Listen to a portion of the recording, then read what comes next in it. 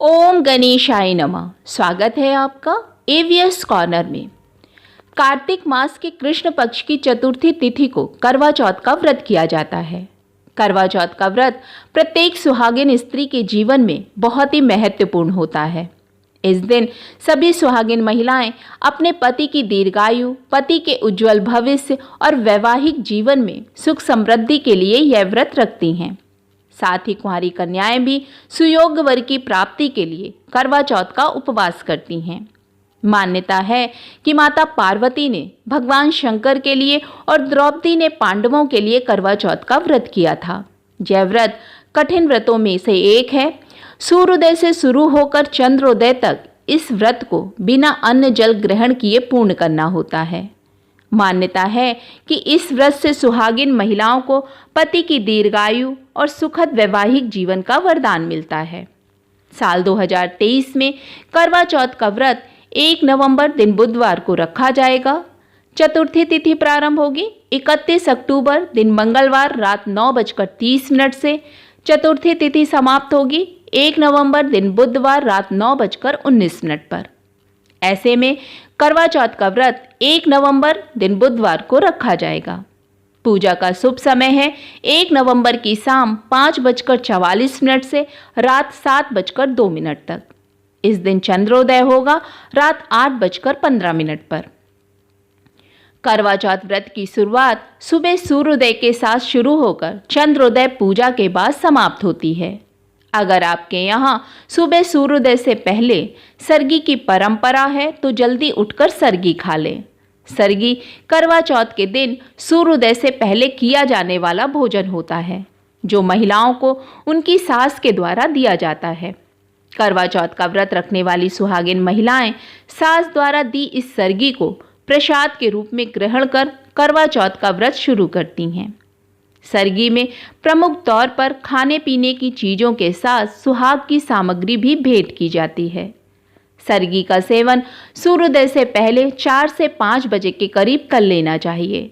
सरगी में आपको खीर या सेवई, फल, मिठाई, दूध से बनी चीज़ों का सेवन करना चाहिए ताकि दिन भर आपके शरीर में एनर्जी बनी रहे।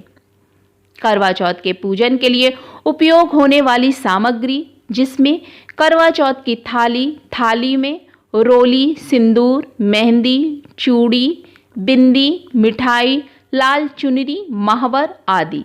साथ ही जल का भरा हुआ टोटी वाला लोटा, एक मिट्टी का करवा।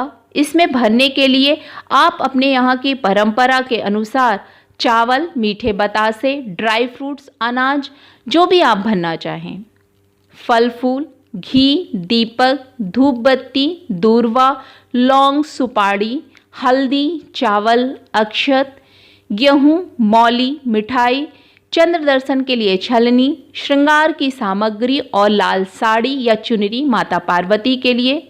इसके साथ ही करवा चौथ का कैलेंडर, शिव पार्वती और भगवान गणेश की प्रतिमाएं, साथ ही आपने जो भी भोजन बनाया हो उसे भी पूजा के समय रख सकती हैं। करवा चौथ के दिन सुबह सवेरे उठकर स्नान आदि करने के बाद स्वच्छ वस्त्र धारण करें और व्रत का संकल्प लें। संकल्प लेने के लिए इस मंत्र का जाप करें।